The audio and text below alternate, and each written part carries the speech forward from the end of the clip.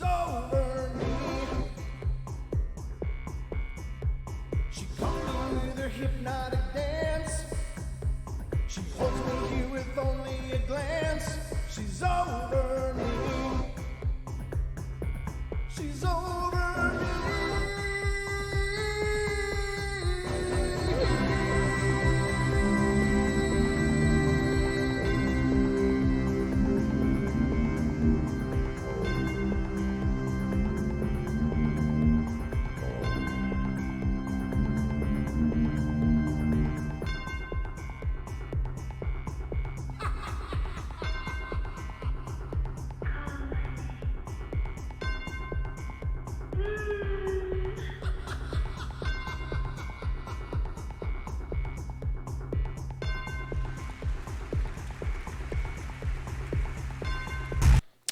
Ladies and gentlemen, welcome to the Paranormal Portal Night Terrors. I'm your host, Brent Thomas. Thanks, guys, for being here. Hope you guys are doing okay. I know it's crazy out there. Still crazy. One more day under our belt. I think we're moving towards a conclusion to all of this, slowly but surely. So hang on. We're almost there. But as long as we're still going through it, just remember the portal's here every night, 7 p.m. Pacific Standard Time, right here on YouTube, among other places, certain times of the week. As well as our podcast, which is 3 times a week. So that's 10 episodes of the Portal every week. What's not to love? Well, I don't know. I'm all out of ideas. But anyway, welcome everybody. And thanks again. The phone lines will be open throughout the duration of our Night Terrors episode. The number is 720-923-0500. Again, 720-923-0500. And the number's right up there. If you get confused and you're trying to think, hey, what was that number? It's right there where the call-in is. It says call-in. Really tastefully hidden up there under the words Paranormal Portal. So if you're looking, that's where they'll be. Yeah, I've been doing good today. Got a bunch of loose ends in the air right now as pertaining to the portal. But remember, Friday coming up this Friday, on the Paranormal Portal 2-hour show, we are going to be welcoming the premier Yowie researcher in the world. Australia's own Dean Harrison will be joining us, and it should be nothing short of epic. Really looking forward to this. He's been doing this for over 25 years, folks. He's been in the field. He's literally like a Crocodile Dundee kind of guy. Like, he's really in the crap doing it. I mean, he's not just sitting in an armchair somewhere like me and talking about things. He's out there doing the reports, investigating, and just really has his fingers on the pulse of this Yowie thing. And we are just really looking forward to having him on the show and having this opportunity for this discussion. So, and then on Saturday, we'll be welcoming author Al Tyus back to the show, and we'll get into some paranormal fun there. Al's a great guy. He's full of a lot of information on a number of sources. He's also a former paranormal investigator, as well as an author of a few books on the paranormal. So really good guy. Al Tyus will be with us on Saturday. So Friday, Mr. Dean Harrison will be with us. Saturday, Al Tyus, and some big shows coming up as well. I'm still trying to nail down dates on a few of them, but I'm really looking forward to it. It'll be a lot of fun, and I know you guys are going to love it as we move closer to getting those announced. But great shows coming up. Amazing. Just amazing. And it's absolutely humbling that these people are agreeing to come on our show. I mean, it's a real honor. So anyway, this is the Night Terrors. This is our shorter version of the Paranormal Portal, where we just discuss one type of phenomena. Normally ghost stories, because there's just so many ghost stories out there. And, it's a lot of fun to discuss. And I think, as we've discussed, the ghost phenomena really bleeds through to many other phenomena as well, as far as what people experience. It's not that far removed a lot of times from abduction scenarios, sometimes from even Bigfoot scenarios and cryptid scenarios. When you start tying in those supernatural aspects of them, suddenly it's just one big field of weird, and there isn't the nice, clean, concise dividers between them. they all kind of merge. So, but that's what our show is about tonight.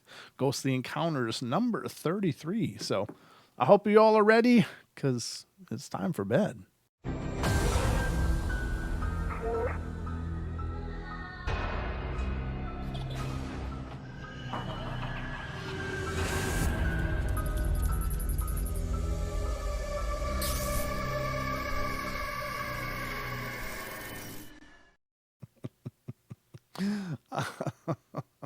I just wanted to say that today I saw about the funniest damn cartoon I've seen in a long time.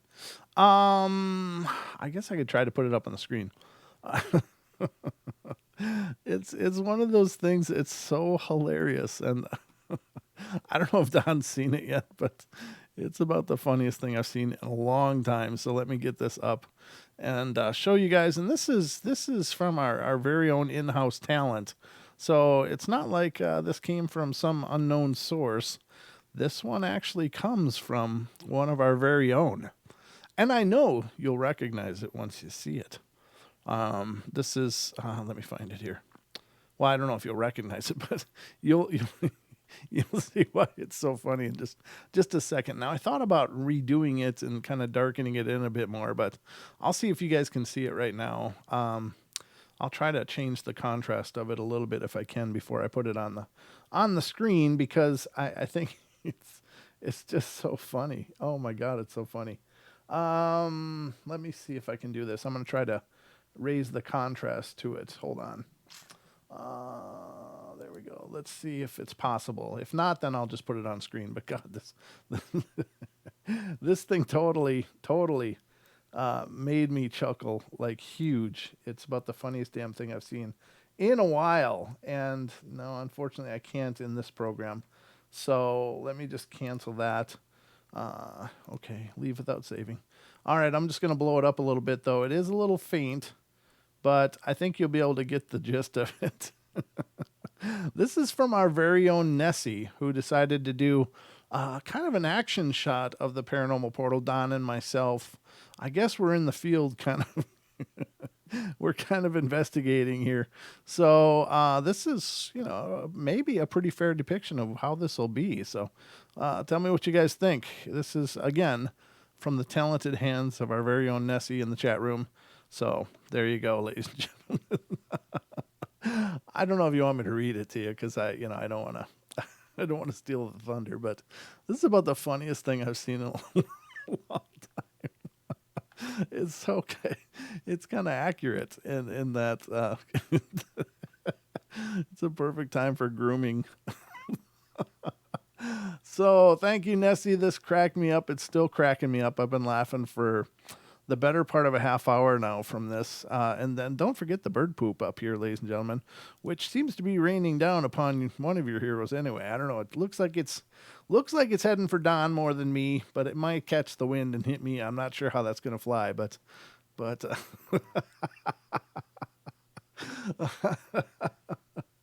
oh, it's so funny. Oh God. Oh, I love my job. I love it. And thank you. Keep the artwork coming, ladies and gentlemen. If you have a great picture idea to send into the show, or you got a really good, just a really good drawing of something paranormal, send it in. I'd love to feature that as well. But this is from our very own Nessie in the chat room. Thank you, Nessie. This is absolutely hilarious. I laughed a long time. I'm still laughing. It's a squatch. Time for a beard combing. Oh God, it's so great. It's so funny.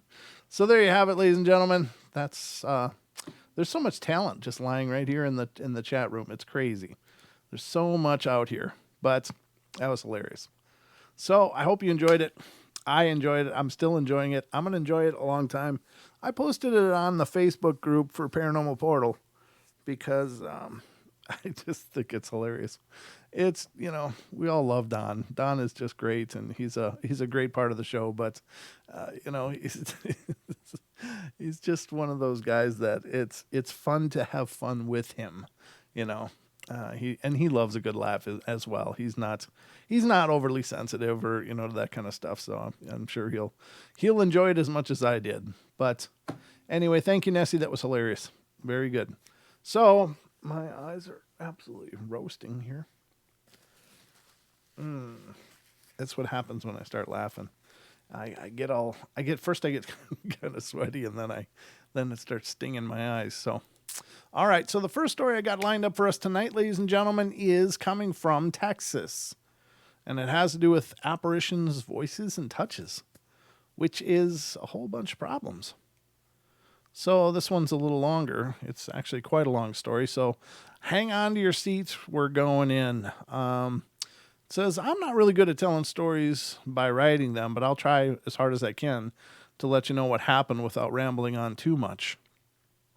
My hubby and our 2 children moved into our newly purchased home approximately 3 years ago. Again, the story's from 2009, so it's a long time ago. We were so excited and absolutely loved it. I had been very sick since 1991, but was sort of in remission from MS. I still had a lot of bad days, but I was functioning. I'd been walking with Canadian crutches from foot drop, etc.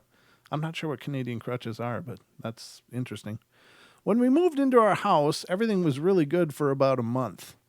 My health took a severe turn for the worse, and I eventually ended up in bed about 95% of the time. During this time, we started seeing a dark, small, in stature shadow, which is about child-sized, I guess. And I'd seen it mostly in the beginning out of the corner of my eye kind of thing. Well, then I began seeing it all the time, in my bedroom instead of in the living room downstairs, and between the kitchen and dining room area. Well, I thought at first I was the only person to see it, and really didn't mention it for a long time. And then my husband and 15-year-old at the time daughter mentioned it all, and also feeling a difference in temperature in rooms where they saw it. My husband began to get concerned because we started seeing it more and more during this time, and I actually was starting to look like the life was being drained out of me, literally. My cheeks were beginning to sink in, and my eyes, and I was already a size 2, and was losing more and more weight, especially in the face. But my health wasn't, according to the doctors, any worse. What I mean is that I wasn't dying like I actually looked. Well, this went on for 2 years, and we didn't think much about the shadow for a while, but then around September of 2007, I wasn't able to get out of bed at all. And I started having dreams, and what I thought were dreams anyway, and this childlike shadow would be screaming into my face, and its face was horrible. All I saw was all this black surrounding the body parts and surrounding the face, and the face was this awful, disfigured, elongated face with a mouth that opened up really big. It looked like when this thing was screaming at me that the mouth could swallow me whole. It scared me so much that I was shaking violently. I tried to scream, but nothing would come out of my mouth. My husband woke up because he said that he thought I was choking. He heard me gasping, and it finally got to the point where that my husband didn't want to take any chances if something really was draining the life out of me, because it seemed like the sicker I was getting, the entity or whatever it was actually getting stronger, being seen more and more, and it were visiting me more and more at night. My husband, without telling me at first, started looking for a place to us to move. In August of 2008, he found a house in another town over an hour away near his sister and moved us all out of the house. We're in the process of losing the home we own, but still legally own it until the foreclosure paperwork starts. We have yet to receive anything from the mortgage company on when that may be. When my husband had decided to move us to another home, we were financially drained from my doctor bills, medications, and utilities, etc., and didn't have the money to pay for a mover, and my husband and daughter were the only ones to help pack up the things in the house and tried to move everything out by themselves. About a month or so later, when my husband put me into the car to take me back over to our old house so that I could tell him what else to bring to the new house, I started to shake when we got near the house. Now, you need to know that during the previous 2 weeks before he took me over to the old house, he had already been living in the new home, and I was immediately feeling better. When I walked into the old house, I got so weak and got the all-over sick feeling like I had been during the last 2 years. I had not been back to that house. Now, it has been approximately 6 months that we've been living in our new place. I still have my normal bad days here and there, but I've been doing a lot better. Haven't felt anything in this new home, and you could even say that when you walk into this home, there is no heaviness, like in the other home. I don't know if it's related to this or if it's something completely new, or heck, maybe I'm now going crazy. But then last week, we noticed that the attic storage door in our bedroom walk-in closet was pushed up and moved over. My husband is 5'10" and could barely reach it to close it when he got to our dining room chair to stand on it. Now, our dining room chairs are not your normal height. They have longer legs like bar stool height. We even had our soon-to-be son-in-law come over to get on the roof of the house to see if possibly someone had tried to get into the house from a vent on top of the house into the storage part. But no one could have. Plus, we have 3 dogs and 4 little cats, and we still have no idea how this door got opened up. It was closed since we moved into the home. On January 12th, after my husband and I went to bed, we were laying there in the dark, talking and laughing about something our little daughter had done earlier that evening, and my husband and I both heard a sound that made us both stop talking at the same time. It sounded like a female humming. It was coming from the far left corner of our bedroom, which is an outer wall of the house. I said to him, "Did you hear that?" He said, "Yeah," and then said to me, "Shh," just to listen again, and then again we both heard it. We sat there listening for another 5 to 10 minutes, and then nothing. Now, the only other person in the house was our little 6-year-old daughter, and her bedroom is on the other side of the house, and she was asleep. One of our dogs and 2 of our cats were in my daughter's bedroom with the door closed. Our other little dog and other 2 cats were on our bed. My big dog was lying on the floor next to me, on the ground, asleep. No one could have been in our yard near the window because we have an 8-foot privacy gate that you can't get into unless you can cut the chain to get in. I guess we'll never know what that was. Then last night on January 13th, I went to bed around 9:30 p.m. along with my husband. And during my sleep, I felt the weight of someone sitting down beside me, up near my shoulder or head area. And then I felt these large hands grab my left hand, and the only hands I've ever felt this large were my father's.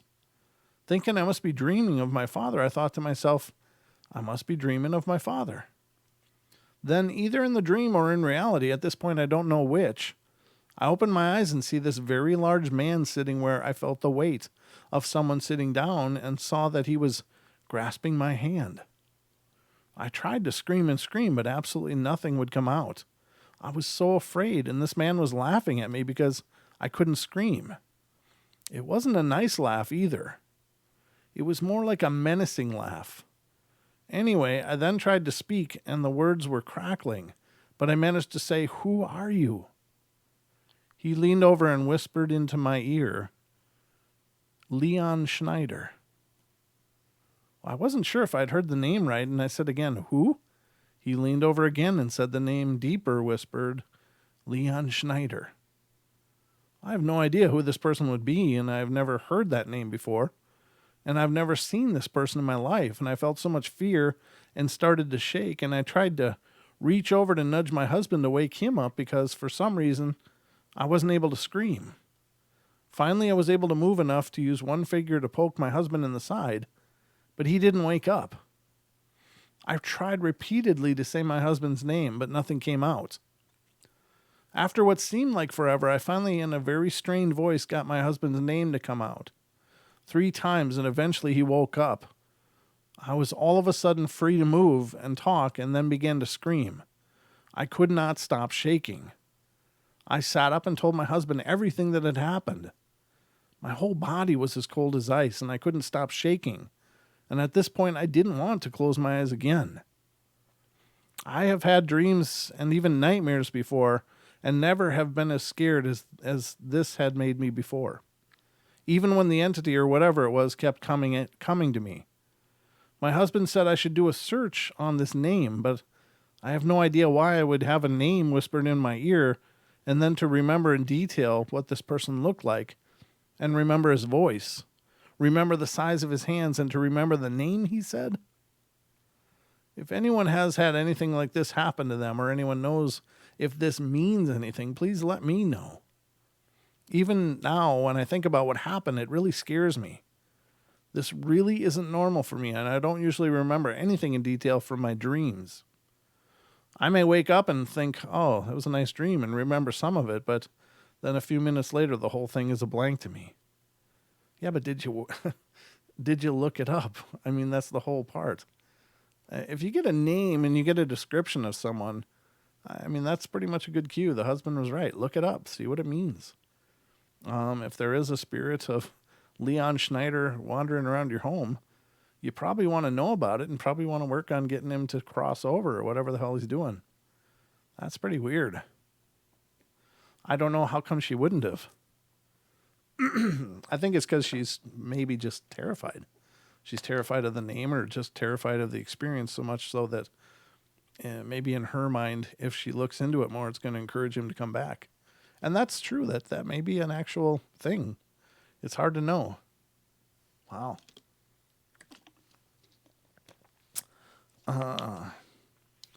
Thanks, Julia. I'm glad I got email. What is in the email? I don't see any email. I'm looking. Oh, yeah. I'm not going to share that on the show, though. But it's a great video. If you guys want to see a really cool video, check out our very own Julia's. Well, she's got it on. I guess I could show it. It's really not paranormal, though. Yeah, I'd have to download and everything, so it's not ready for prime time anyway. But Julia, Black Tree in the chat, had a huge moose in her yard today, just like right outside her door. She lives in our neck of the woods up here. She's in the same community I am, and these moose. I'm surprised that it happened now because usually they seem to come in when it's winter. You know, they don't. I didn't know they came in when it was spring, but maybe they do. I don't know. I guess moose do whatever the hell they want because who's going to tell them no? These things are huge. These animals are huge. I don't know if you're not familiar with how big a moose is. I mean, it's something to look at a screen and say, looks like a big animal. But when you see them and they're 7 and 8 feet tall, that'll give you a whole new appreciation for how small we are. In fact, moose kill more people every year than bear by a long shot. So, you know, it's not an animal to be trifled with at all. The male moose has more testosterone than a bull shark rolling through it. So they can be extraordinarily aggressive, but that is really cool. Thank you, Julia, for posting that today. And if you want to check it out, check it out on Facebook, on Julia's page. It's really impressive. I can't believe you were so close to it, to be honest. That's really crazy. But anyway, the next story is from New York. It has to do with haunted places. We've lived in our one-family house for a little over 5 years. This house was built in the 1970s. Let me get back to this first. Okay. This house was built in the 1970s. About 4 months ago, I found my 16-year-old daughter sleeping on the couch one morning. When she woke up, I asked her why she wasn't in her room. She said she woke up during the night to find her TV was on, even though she thought she had turned it off. She decided she might have rolled under the remote and shut the TV off, and she woke up a little later to find it on again, but this time the channels were changing automatically. She turned it off again and just left the room. This happens a few times over the next couple of weeks, and I looked it up online and found that the infrared button on the TV can go bad and cause this type of problem. I've since bought her a new TV, and it worked fine for a week or so, and then it started doing the same thing. Her room is on the lower floor of our house and has never had good internet reception, so she hasn't used her computer for a while. Last night, although she hasn't turned on her computer in over a month, she woke up to find the monitor on. Obviously, this has her spooked, and her dad and I are looking for logical explanations. Well, good luck with that. Looking for logical explanations. Does anyone have any ideas, or should we be calling for paranormal types for answers? Well, I think you look for paranormal types of answers. I don't know. I mean, electronics do malfunction, but if you replace the TV and it did it again, and suddenly it's a different piece of electronics that's turning on. That's not likely to be just by chance. That's way too coincidental. That's got to be something to do with the ghosts. I'm going to go out on a limb and say that. So if I'm wrong, I'm wrong. All right, so let's go to the next one. That was a real short one. This one's a little bit longer. This one's quite a bit longer. And it's coming from Florida and has to do with the family and friends visits. It says, my name's Jessica, and I'm 19 years old, and this is the first time I've ever submitted a ghost story. My mom and dad divorced, but were separated when I was about 4 years old. My mom met my stepdad when I was 3. Jeez. Okay, so you do the math, and suddenly the divorce becomes pretty clear. And it was was moving in with him by my 5th birthday. We moved into a brand new house, and we were the first owners. Just to jump ahead a bit, we lived there as a family for about 10 years. My mom was having a field day with this new place, decorating, moving furniture, while my stepdad was at work, and we moved in the first week of August. I know the exact date as my stepdad's birthday is August 4th. My mom, myself, and my older brother went to the animal shelter and bought my stepdad a cat for his birthday. So it seemed like we were living the life. Everything was superb, or at least we thought so. Everything was calm for the first few years of living in this brand new period. Just ends there. That's the end of the sentence. I imagine home. The bills were caught up. The family was stronger than ever. My mom and stepdad had just bought a new mini caravan, so you know the ones before there were doors on both sides, and we were all doing great. I'm telling you these stories as my mom told them to me. She said the life was great in the beginning. Well, it all really starts when I started 5th grade in this new place. If you think 5th grade, 10 years old, we moved in right before my 5th birthday, so it took almost a decade to start its talent. No, that's 5 years old. Or that's 5 years. If you were 5 years old when you moved in, and at 10 years old, anyway, it's half a decade. My mom had a strict bedtime routine for me and my brother and for school. 8 o'clock every night we were on a schedule, even on the weekends. After all, I was 10 and he was 12. I remember I had a canopy bed with a pink and Minnie Mouse Disney sheets. I didn't have a ceiling fan then. The only air coming in and out of my room was through the air vents on the floor or when the door would open or close. The top of my bed always swayed. It was almost like air was being forced through, kind of like the fabric of the canopy, but that is really nothing. My bed would sometimes jolt all by itself, and that would creep me out. I had a very weird bed. All my parents bought it for me at a yard sale and estate sale. We bought my brother's bed from the same home sale, and he would sometimes complain of the bed moving. And when we got our first family computer, we had CompuServe internet service in 2000. I was 10 and my stepdad was a truck driver, so he'd always work late, and usually it was just me, my mom, and my brother home.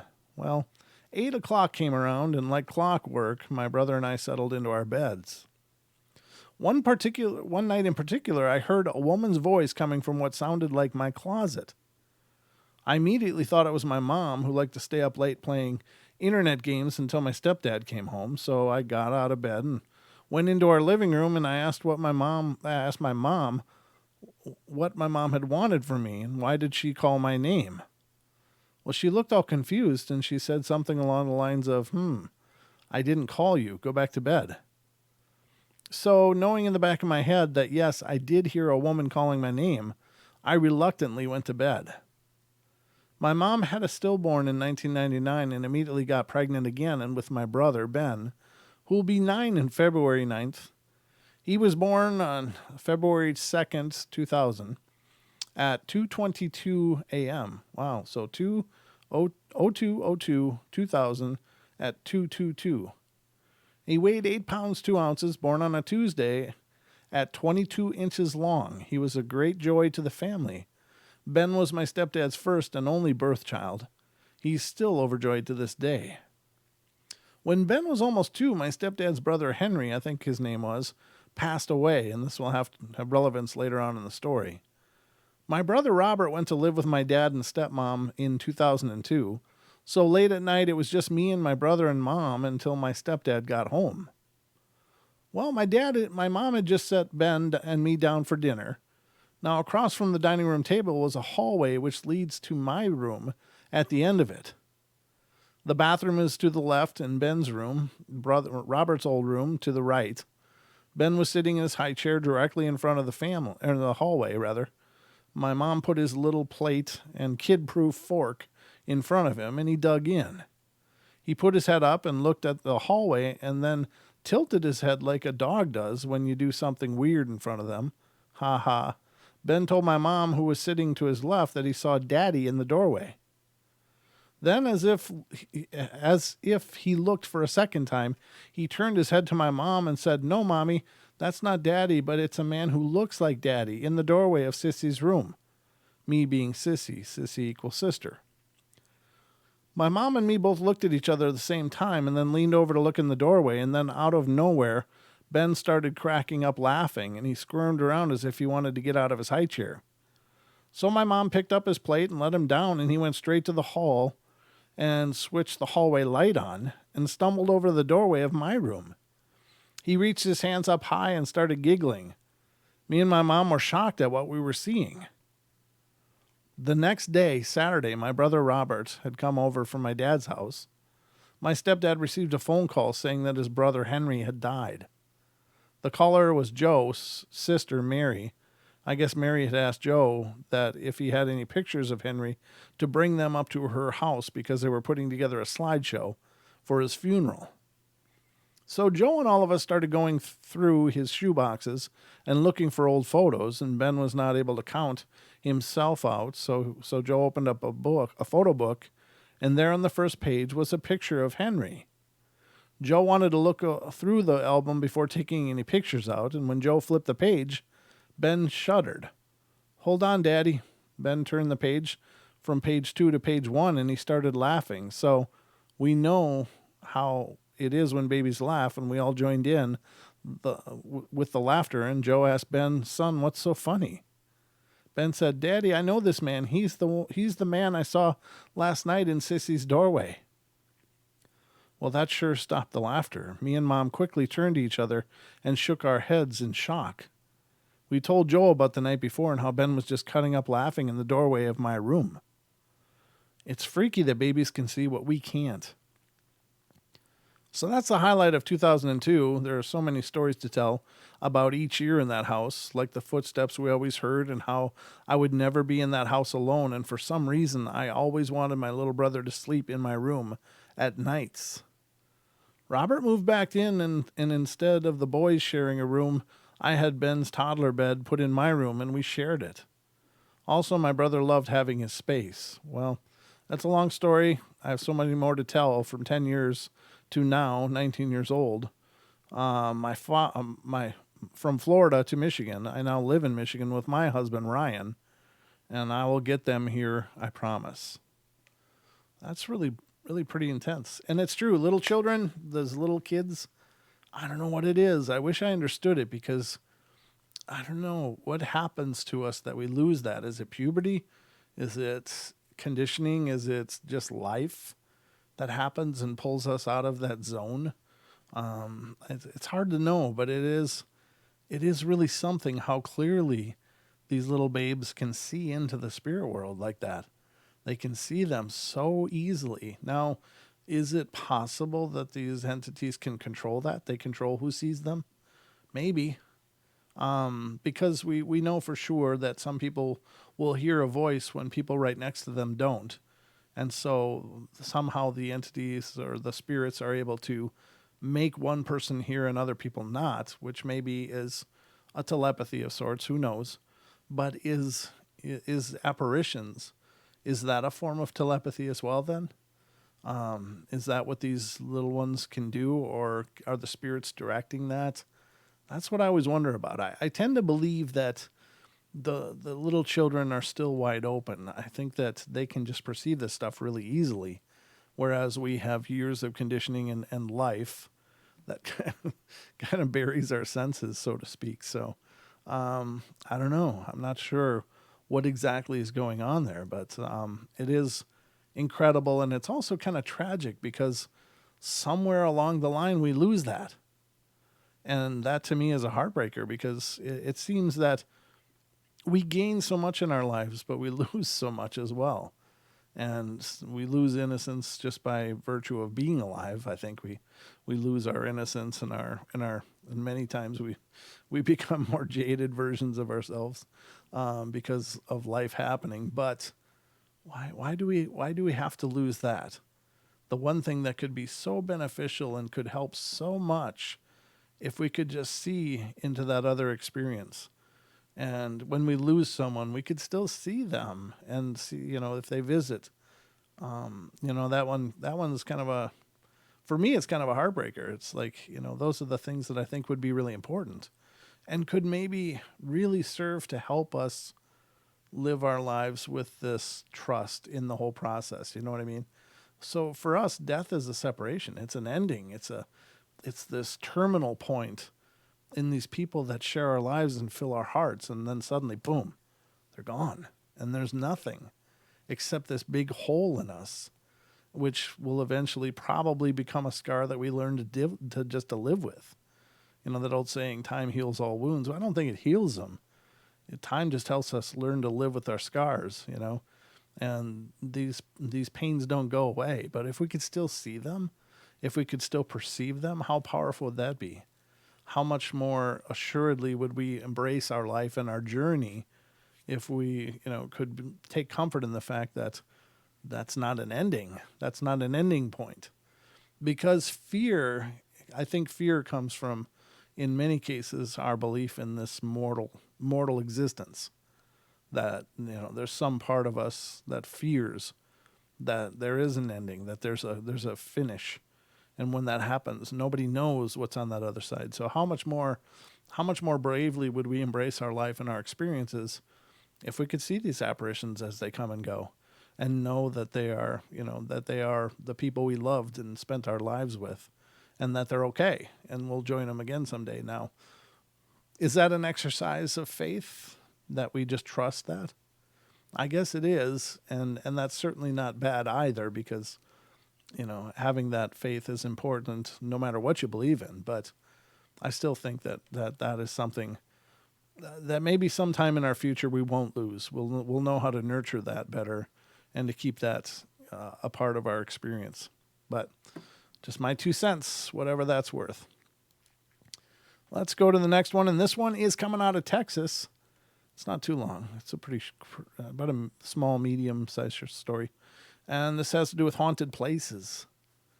And it says, I just moved into an apartment with one of my friends, and we both have experienced multiple encounters from ghosts or spirits, if you will. It started in late October, around the 26th of the month. Again, that's the time where most people believe the veil is thin, very thin between this world and the next. Again, there's some discussion about when it's the thinnest. In many pagan beliefs, the thinnest point is, of course, Samhain or Halloween. I just feel the breeze all of a sudden. But in other beliefs, esoteric beliefs, the 25th of December is the thinnest point, and I don't know which it is. I have to say personally that I feel definitely a stronger resonance with the 25th being the thin point, but I don't know. I'm only telling you what I feel. I don't have any basis for making that claim, but there are differing ideas of when that thin point is, but I know it's getting thinner throughout the month of October and into the Samhain festival or the harvest moon or whatever. It says, my roommate and I were getting ready for bed when we heard a noise in the living room. It sounded like loud music. We figured it was our other roommate that thought nothing of it. The next night we would hear the same music playing, but this time we knew our other roommate was not at home. He'd gone to spend the weekend with his family. We both decided to go into the living room and check out the noise, and when we walked into the room, no one seemed to be in it. Don't mistake this for a neighbor. We had asked the landlord at the apartment complex to tell our neighbors to keep the noise down, and she then informed us that the walls are made of cement structure, not drywall, so there'd be no way we could actually hear our neighbor's music. We then went back later that evening, laughing it off, thinking it was nothing more than our tired mind playing tricks on us, and we got ready for bed, as we always do, said goodnight, did our rounds, and made sure that all the doors and windows were locked, and finally turned off the lights and went to bed. I woke in the middle of the night hearing a strange voice in my ear whispering. I looked around the room, realizing there was nobody there. Several nights in a row this would occur. Every night for about 2 weeks, as my roommate and I would turn in for the night, we'd hear the same music from the living room. The music would start at a certain part and then end at another, repeating the same part over and over. We'd wait it out for a few minutes, and then we'd feel a slight presence in the bedroom, like someone watching us as we were trying to get ready for bed. It ended abruptly as it started. One day it was there, and then it was gone. The one thing we would remember of the spirit was that it would open our bedroom door, and we could see the silhouette of a young woman walk through our door. That's the end of it. Wow. So is that residual? Well, I don't know. If it's actually changing something in their experience, then I don't think so. I think residual would be more like it walked through the door. That could certainly be a residual kind of experience. But if it's actually interacting with objects in their experience, then it seems to me to be more of an intelligent thing. I don't think it's malicious, just something saying I'm here, maybe I'm stuck, maybe whatever, but I don't think it's a dark thing. The whispering in the ear is definitely different. All right, so next one is coming from California. Wow, it's already that time. How is that possible? It's already 45 minutes we've been at this. That's crazy. And this Californian, it's a psychic medium story. And this will probably be the end. This one actually has some links, so that's very interesting. It's a psychic medium experience. It says, on a sunny day, I was sitting on my bed doing my college schoolwork. I had a full schedule of Cypress College, Cypress, California, USA. I lived in Anaheim with my 2 little boys and had them go on vacation for that last semester. I sat reading my journalism textbook. I was sitting up with the book in my lap, and all of a sudden I could see into another realm as clearly as day, even though I could see that I was still sitting on my bed. I was in the sky. I could see over a helicopter for some odd reason. I was descending into the helicopter, and I could see a Hispanic man as the pilot who was literally going out cold. He fainted. His body went limp, and he was out cold. I was a spirit, but seemed physical. As I ascended, I could see a Caucasian man as the co-pilot messenger, and he was looking straight ahead, very calm, even though there was a fear. He had a buzz haircut, or an army-style haircut. I ascended right into the pilot's seat and took over. I realized that I was in a helicopter that was going straight down. I was terrified. I pulled gears, switched every button, and I was almost in tears. We were about to hit a 1-story building, even though there was a parking lot to hit instead.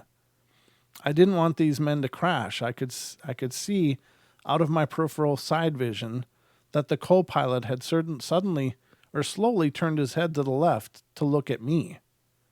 He stared for a few seconds. I made eye contact with him briefly. He continued to switch up gears out of frustration. After those few minutes, he then looked straight ahead with no emotion. He believed it was over because the helicopter was still falling straight down and fast, even though a spirited person somehow came into the helicopter. I turned the wheel of the helicopter to the right over and over, and we were about to nick the building. And just then I saw a Latino man standing below. He had time to run, but he stood frozen in the parking lot. I panicked again, and this man would not move. He just looked up at the falling helicopter, not running away out of fear.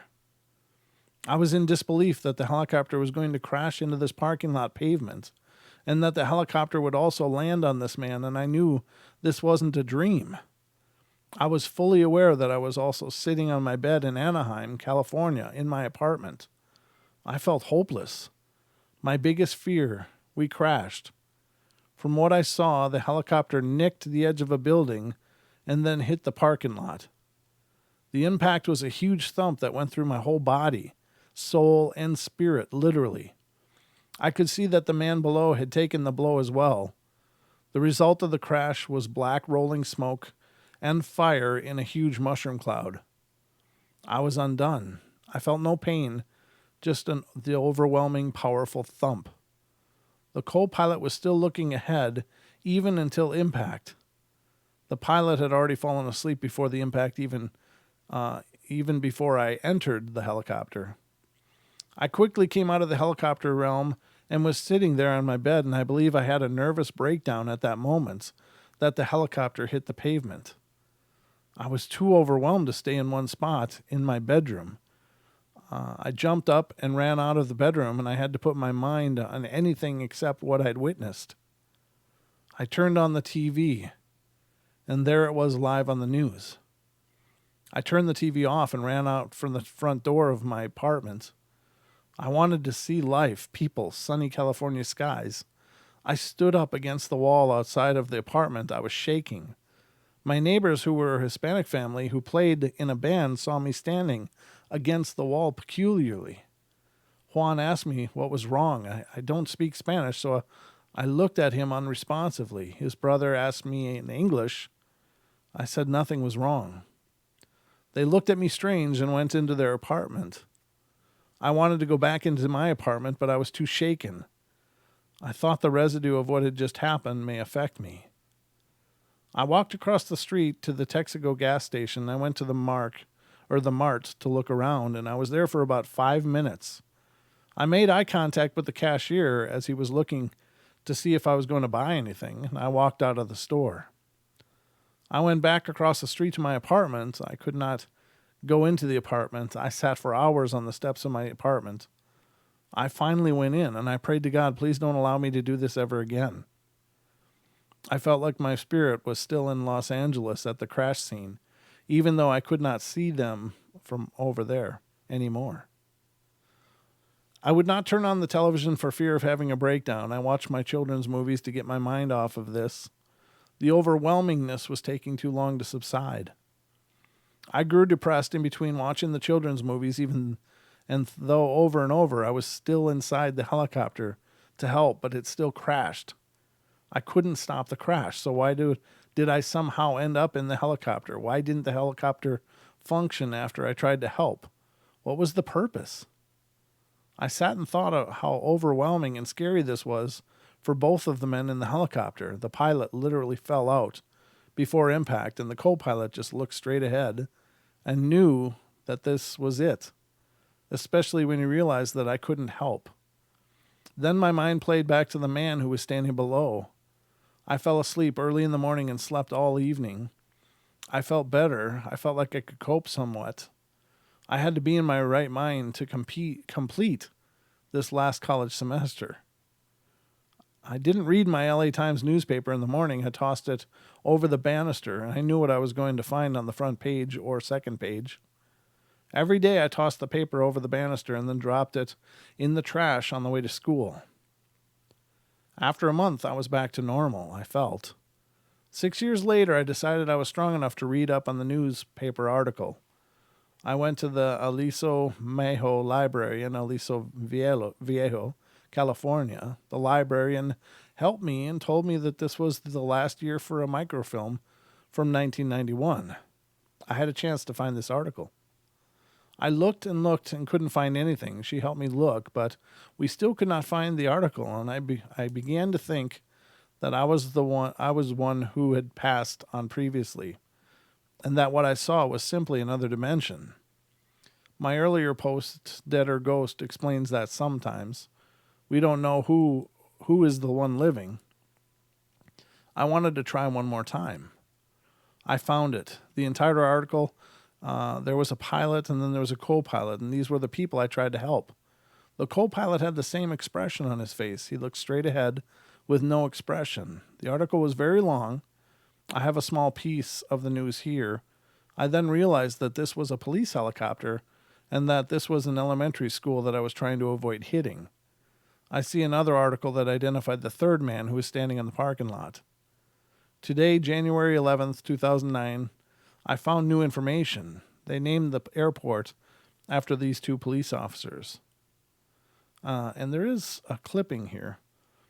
So this person claims that she actually went into that situation, astrally projected or somehow projected into it. Wow.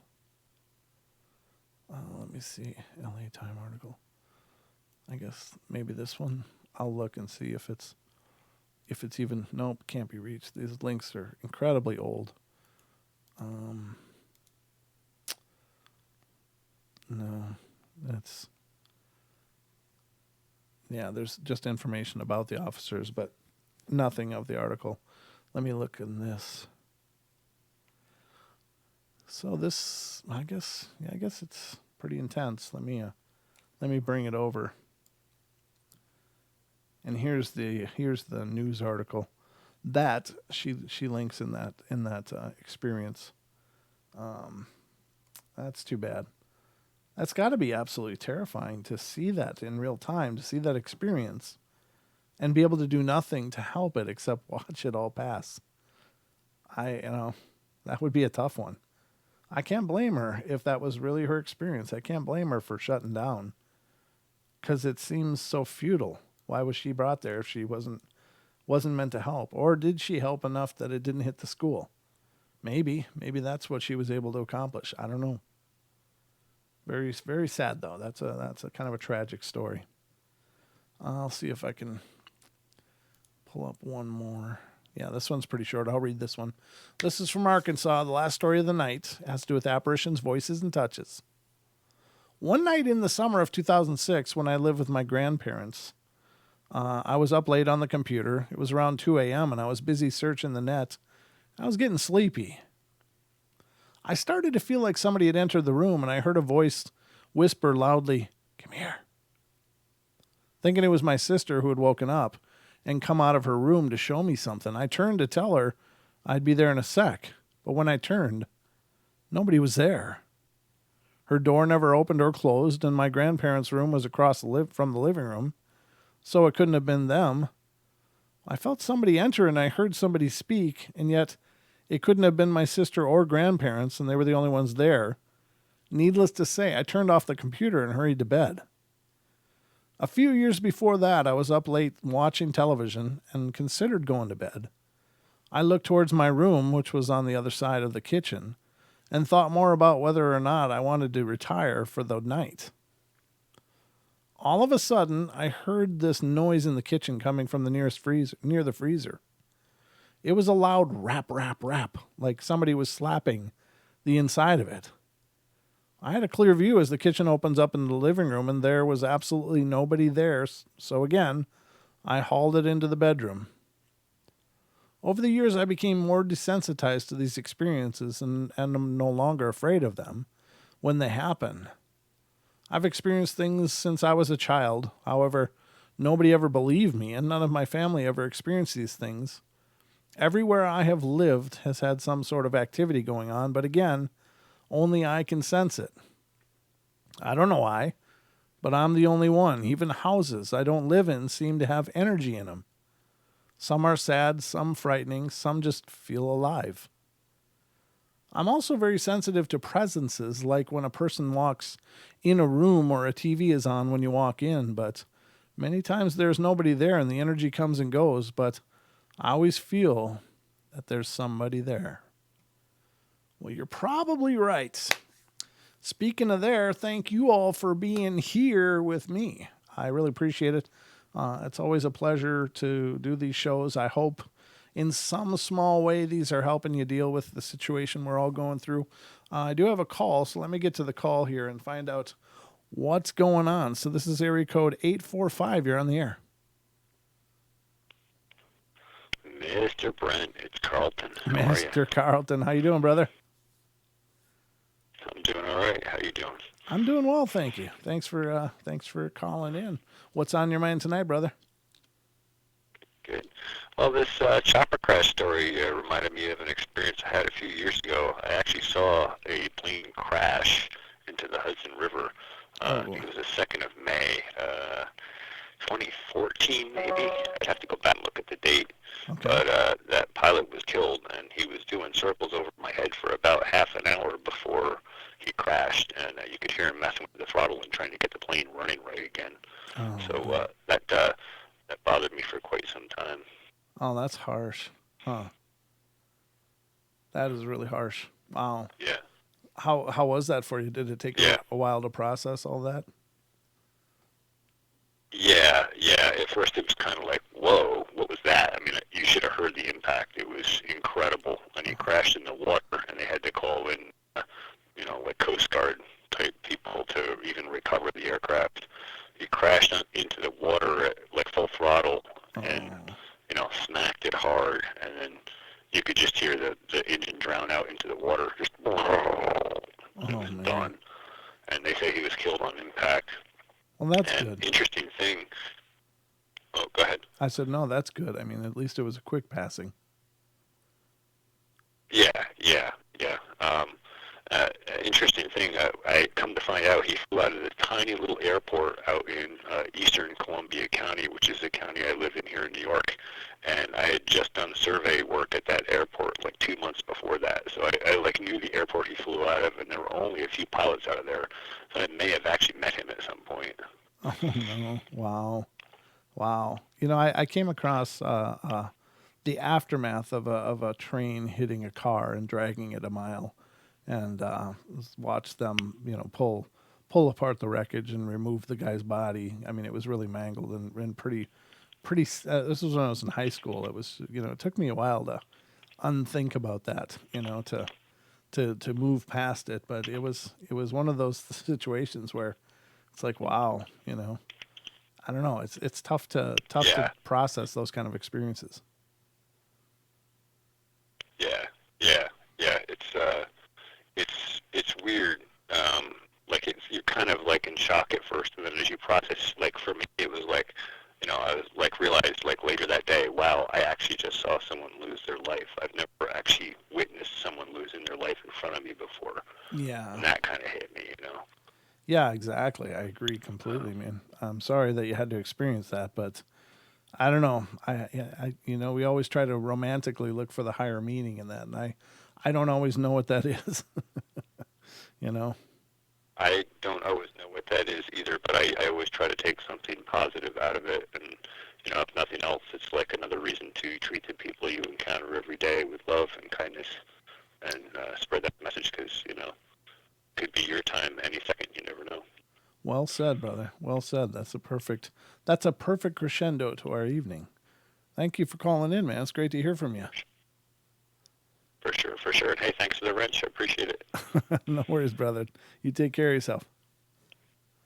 All right, you too, Brent. See Have you a good later. night, and thanks for the show. All right. Thank you, brother. Appreciate you calling. All right. That was Carlton, our very own Pharmacy Seeds Network, calling in. I really appreciate you guys being here. Thank you all so much for being a part of it. You guys are always amazing. Every show is a new opportunity, and the one thing I can say about doing this show is we've never had the same show twice.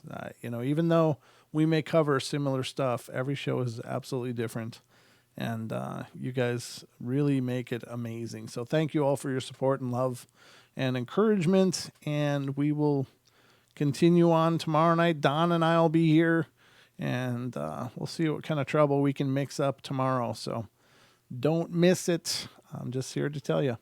We'll be here at 7 p.m. Pacific Standard Time, 7 days a week, 7 p.m. Pacific Standard Time. We will be here doing portals for you. And remember, 3 podcasts, Monday, Wednesday, and Friday, are released. So there's always a portal to check out, and there's a whole lot of backlogs of all. Like there's over 600 episodes, 650 some episodes on YouTube, I think we have. And then there's over 150 podcast episodes. So we've got a lot of rubber on the road here. So I hope that you guys will continue to support it and continue to spread the word about the Paranormal Portal. It really means a lot and helps us out a ton. So, love you all. Be good, be kind, be nice. Take care of each other. Help each other out. Find the magic in every day, and remember to laugh as much as you can. We'll be back tomorrow night, guys. Love you all, and sweet dreams.